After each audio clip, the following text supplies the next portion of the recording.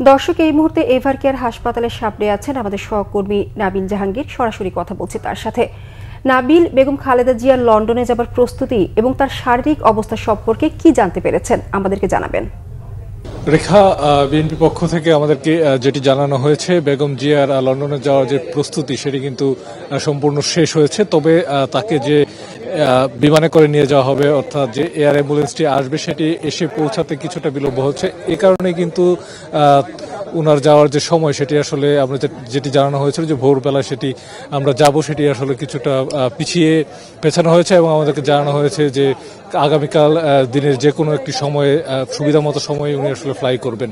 এছাড়াও আমরা যেটি জানতে পেরেছি যে জোবাইদুর রহমান তিনি লন্ডন থেকে আসছেন এবং তিনি সরাসরি এভারকেয়ারে আসবেন এবং সেখান থেকে কিন্তু তিনিও যাবেন।